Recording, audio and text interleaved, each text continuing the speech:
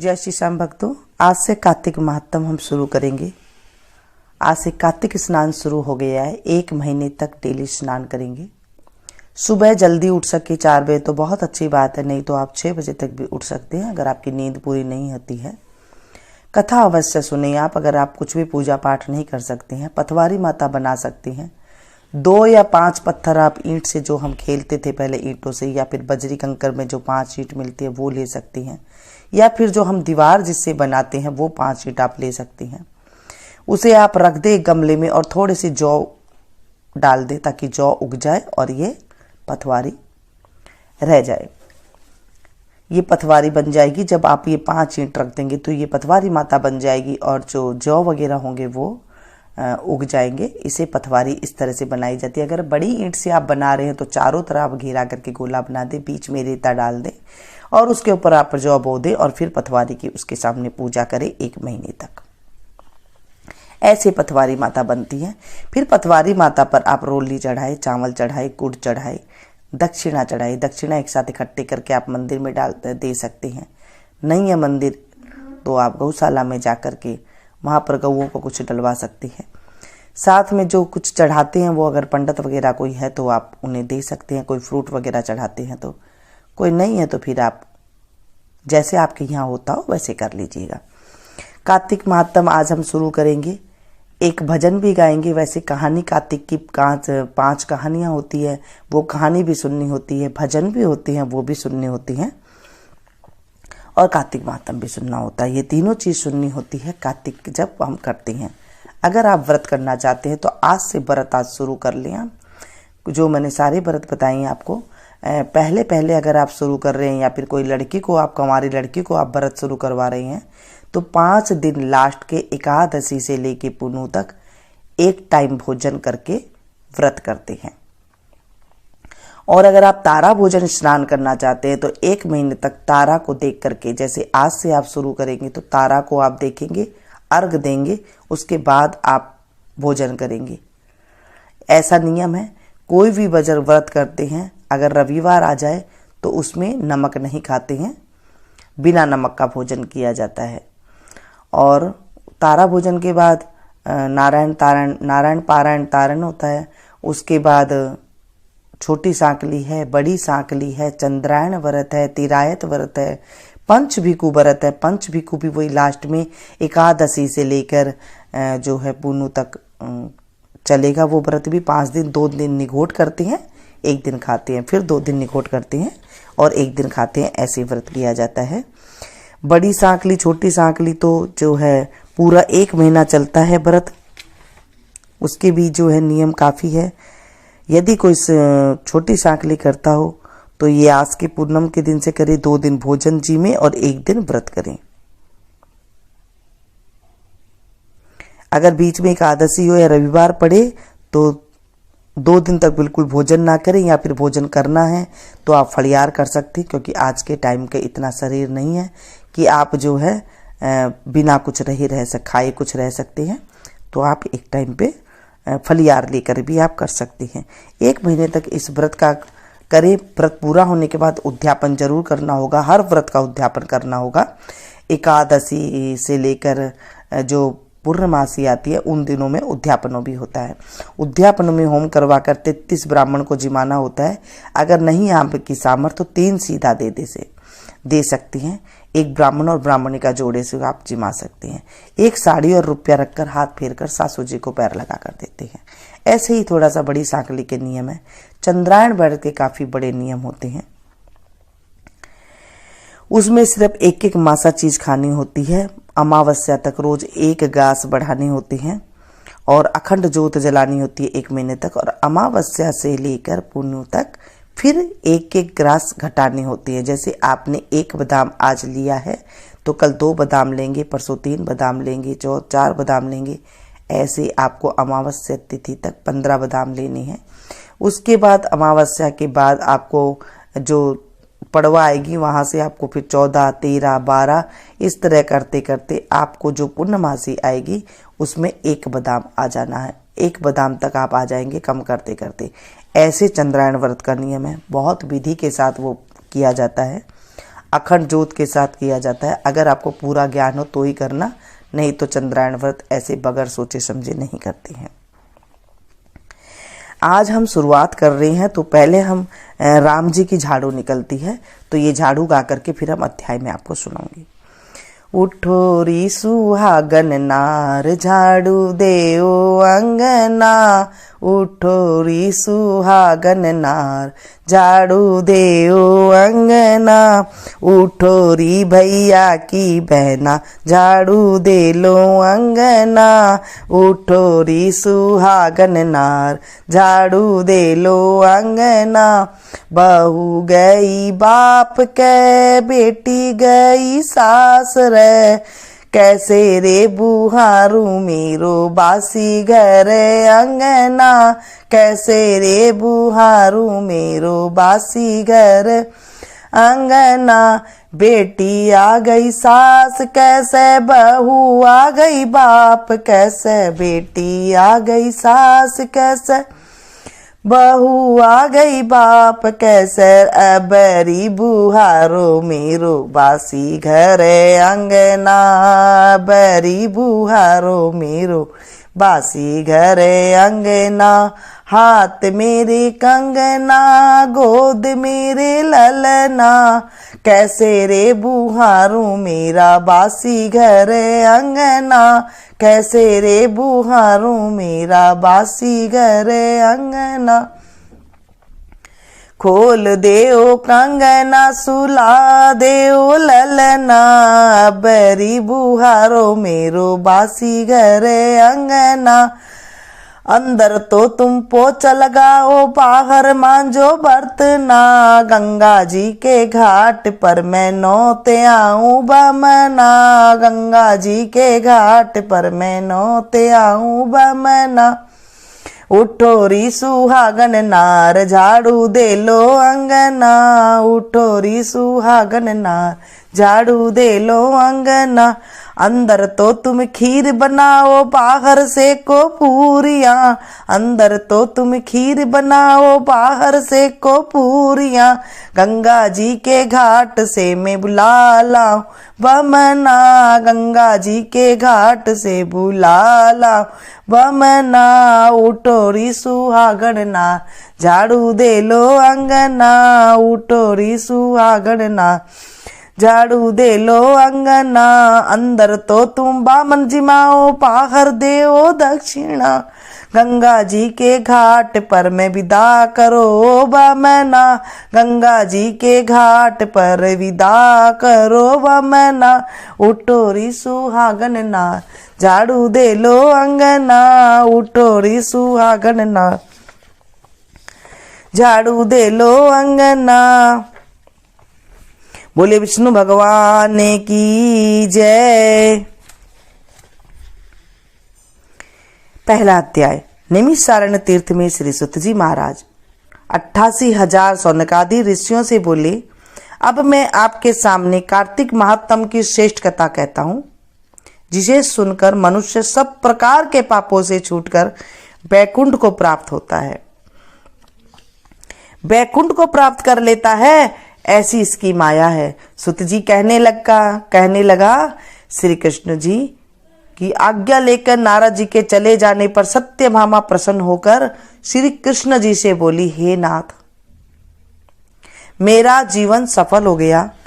मेरे माता पिता भी धन्य हैं, जो आपकी 16,000 रानियों में से अत्यधिक प्यारी हूं।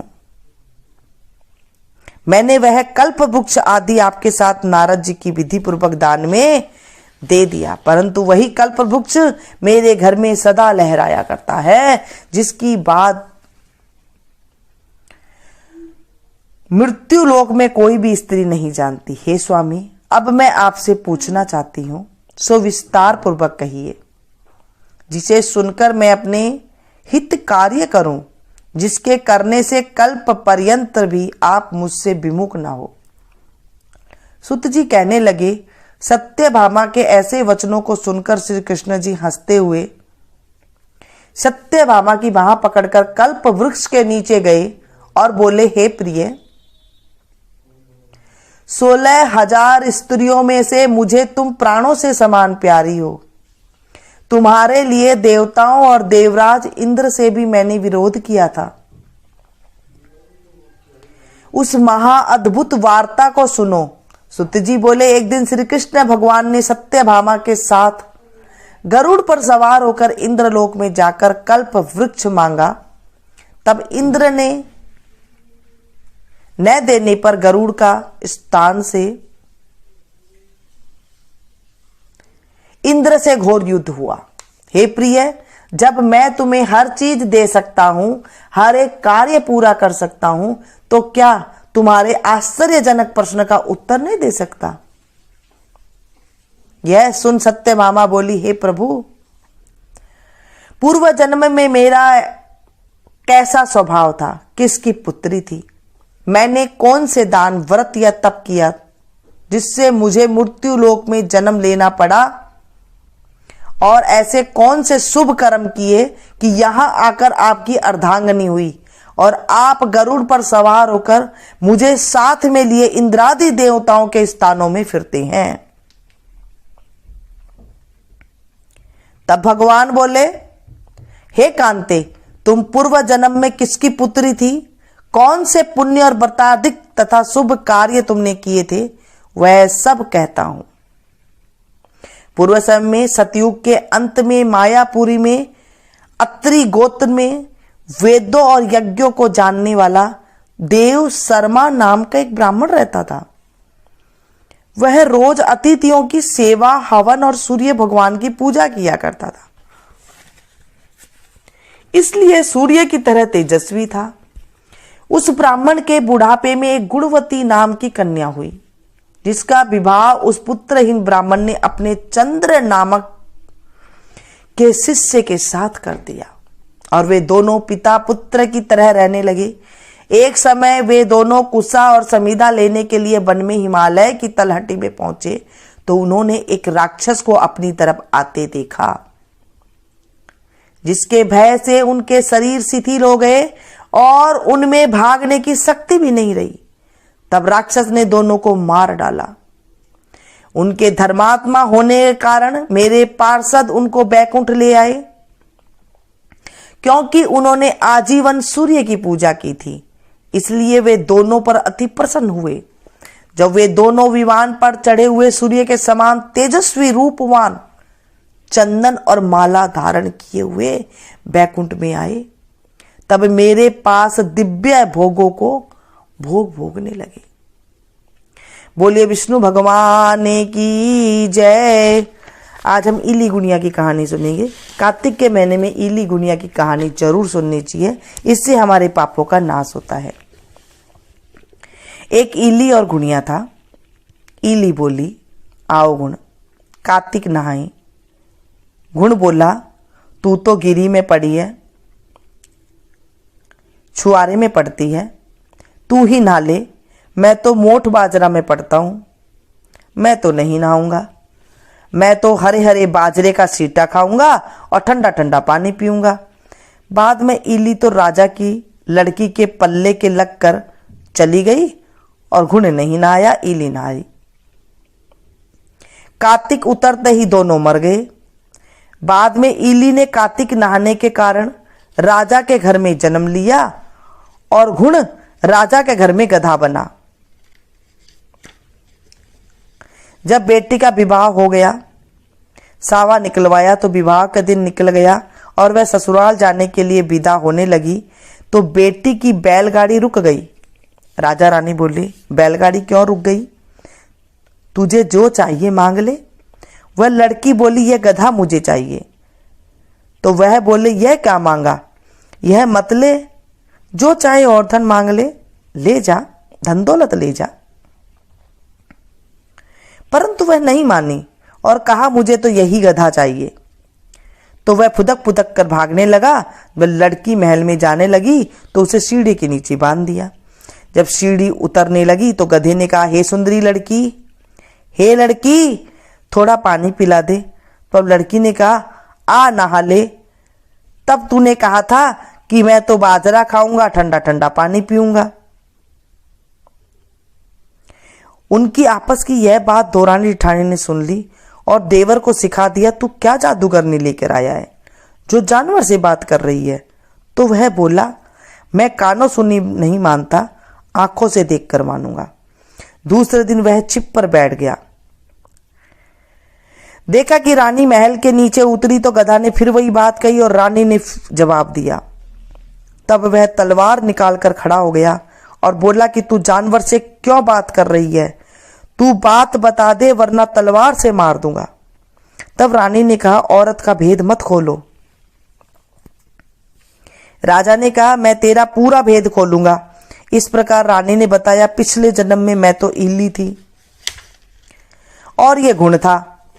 तब मैंने कहा कि आ गुण कार्तिक नहा ले, तब यह नहाया नहीं, जिससे यह गधा बन गया। और मैं राजा की लड़की के पल्ले से लगकर नहाई तो राजा के घर जन्म लिया, इसलिए मैं तो पिछली बात कर रही थी। यह बात सुनकर राजा ने कहा, क्योंकि क्या कार्तिक में नहाने का इतना फल होता है? रानी ने बताया, कार्तिक के नहाने से मैं आपके घर में राजपाट कर रही हूं। तब राजा ने कहा, इतना फल है तो हम दोनों अब जोड़े से नहाएंगे और बहुत सारा दान पुण्य करेंगे, जिससे आगे हमें और ज्यादा सुख मिले। दोनों जने कार्तिक नहाने लगे तो राजा के घर में बहुत धन संपत्ति हो गई। हे कार्तिक महाराज, जैसे इल्ली को सुख दिया वैसे सबको देना, जैसे घुण को दिया वैसे किसी को मत देना। हे कार्तिक महाराज, राई दामोदर महाराज, हे विष्णु भगवान, हे मेरे मुरली मनोहर, ऐसा सुख हमें भी देना जैसे इल्ली को दिया, घुणिया का दिया, जिसे किसी को भी मत देना। हमारी लाज रखना। आज से मैं कार्तिक का स्नान कर रही हूँ। इस स्नान में अगर कोई गलती हो जाती है तो आप अबोध बच्ची समझकर मुझे माफ कर देना। हे मेरे विष्णु नारायण, हे मेरे मुरली मनोहर, हे मेरे बंसी बजैया, लाज रखना। तुलसी माता की जरूर कहानी कहनी चाहिए। अगर तुलसी की पूजा नहीं करते हैं तो कार्तिक में अधूरी रह जाती है। आपके पास तुलसी नहीं है तो तुलसी की कहानी अवश्य सुनिए। कार्तिक के महीने में सब औरतें तुलसी माता को सींचने जाती थी। सब औरतें तो तुलसी माता को सींच कर आती थी, परंतु एक बुढ़िया आती और कहती है, तुलसा माता, सत की दाता, मैं तेरा बिरबा सींचती हूं, तू मुझे बहू दे, पीले रंग की धोती दे, मीठा मीठा घास दे, बैकुंठा का बास दे, चटक की चाल दे, अच्छी मौत दे, चंदन का काठ दे, अच्छा राज दे, दाल भात खाने को दे और 11 का दिन दे, कृष्ण का कांधा दे। तब तुलसी माता यह बात सुनकर सूखने लगी। तो भगवान ने पूछा, हे तुलसी, तुम क्यों सूख रही हो?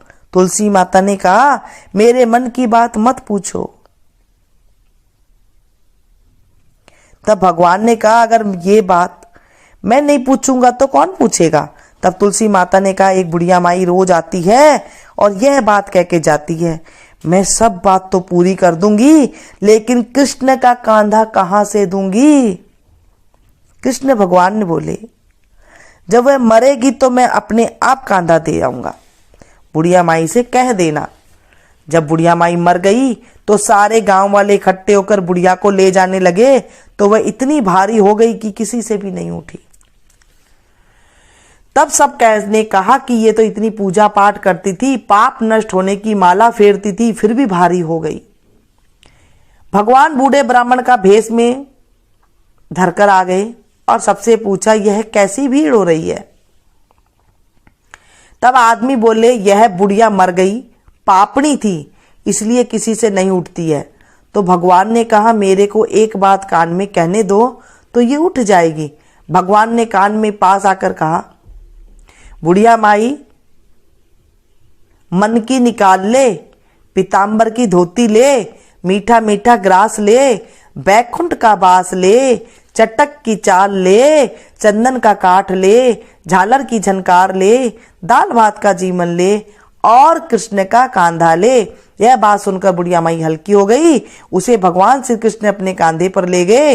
अंत में उसकी मुक्ति हो गई। हे तुलसी माता, जैसे उसकी मुक्ति करी वैसी हमारी भी करना, और जैसे भगवान ने कांधा दिया उसे दिया, हमें भी देना। हे तुलसी माता, तेरी कृपा बनाए रखना माँ, दया करना। अंत समय में मुझे कोई भी दिक्कत ना हो, ऐसे मेरे ऊपर कृपा करना। बोलिए बांके बिहारी लाल की जय। पीपल पतवारी की कहानी भी अवश्य हमें सुननी चाहिए। एक गुजरी थी, उसने अपनी बहू से कहा तू दूध दही बेचिया। वह दूध दही बेचन गई। कार्तिक का महीना था, वहां पर सब औरतें पीपल सींचने आती थी। वह भी वहां बैठ गई और औरतों से पूछने लगी तुम क्या कर रही हो।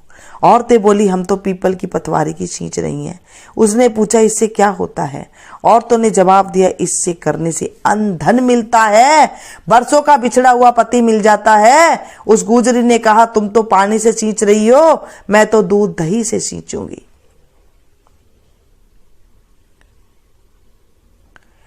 उसकी सास रोज कहती तू दूध दही बेचकर पैसे लाकर दे। बहू ने कहा जब कार्तिक का महीना पूरा हो जाएगा तब ला दूंगी। और कार्तिक का महीना पूरा हो गया। पूनम के दिन गुजरी पीपल पतवारी के पास जाकर धरना देकर बैठ गई। पीपल ने पूछा तू यहाँ क्यों पड़ी है। उसने कहा मेरी सास दूध दही का पैसे मांगेगी। पीपल ने कहा मेरे पास कैसे पैसे नहीं है, ये भाटे डंडे पान पत्ते पड़े हैं, ले जा और गुल्लक में रख देना। जब सास ने पूछा पैसे लाई है तो गुजरी ने कहा मेरे पैसे गुल्लक में पड़े हैं। जब सास ने गुल्लक खोलकर देखी तो देखती रह गई, उसमें हीरे मोती जगमगा रहे थे। पत्तों का धन हो गया। सास बोली बहू इतना पैसा कहां से लाई। बहू ने आकर देखा तो बहुत धन पड़ा है। वह गुजरी ने कहा सासू जी मैं तो 1 महीना दूध दही पीपल की पतवारी में सींचा था और मैंने उससे धन मांगा था तो उसने मुझे भाटे डंडे पत्ते दिए थे जो मैंने गुल्लक में रख दिए और वे हीरे मोती हो गए। तब सासू ने कहा अब की बार मैं भी पतवारी सींचूंगी। सासू दूध दही तो बेच आती और हांडी धोकर पीपल पतवारी में रखाती और बहू से कहती कि तुम मुझसे पैसे मांग। तो बहू ने कहा कभी बहू भी सास से पैसे मांगती है क्या। तो सास बोली तुम मुझसे पैसे मांग। तो बहू ने सास से दूध दही के पैसे मांगे।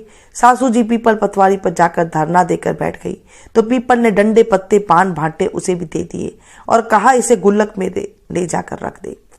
जब बहू ने गुल्लक खोलकर देखा तो उसमें कीड़े और बिलाव चल रहे हैं। गुजरी ने सास से कहा ये क्या है।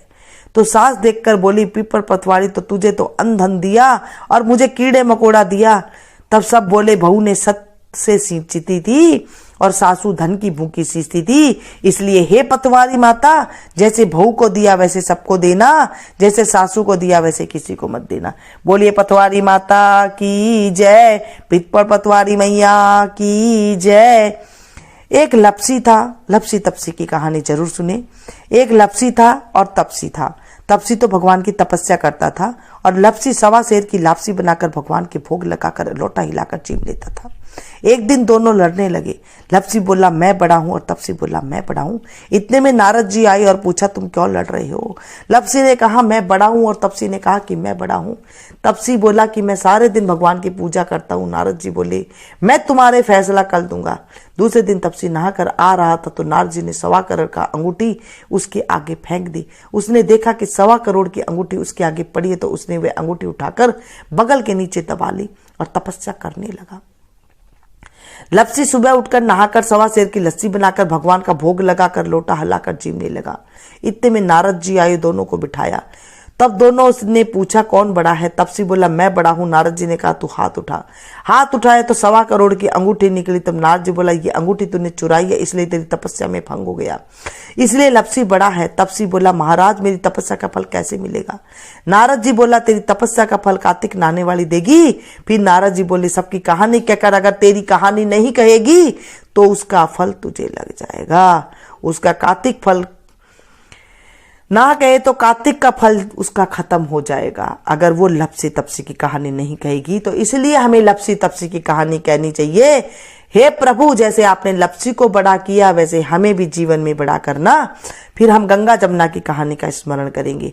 बोले गंगा मैया की जय। एक गंगा थी और जमुना थी, दोनों बहनें साहूकर के खेत में से जा रही थी तो जमुना ने 13 दाने जो के तोड़ लिए।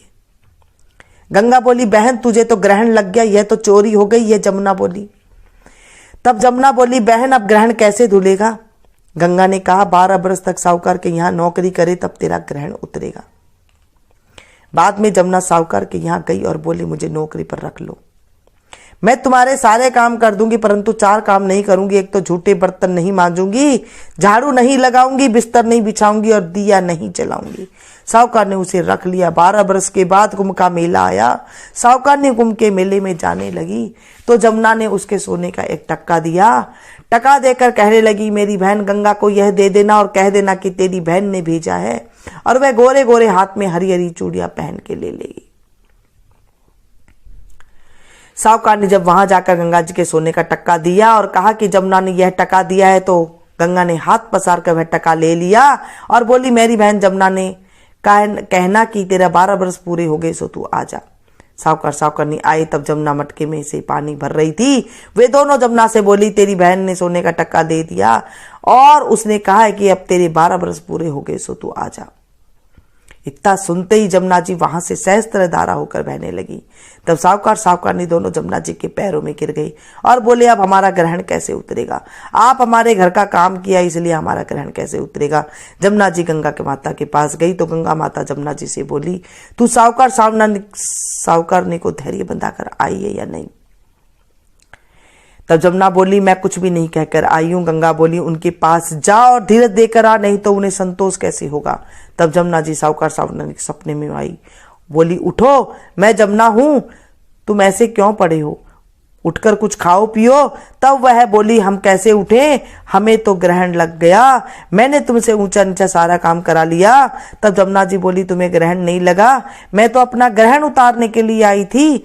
जब मैं तुम्हारे खेत में से जा रही थी तो जो के तेरे दाने तोड़ लिए थे, इसलिए मेरा ग्रहण उतारने के लिए तुम्हारे घर मैंने काम किया। मेरे 12 बरस पूरे हो गए, इसलिए तुम्हारी मुक्ति हो जाएगी।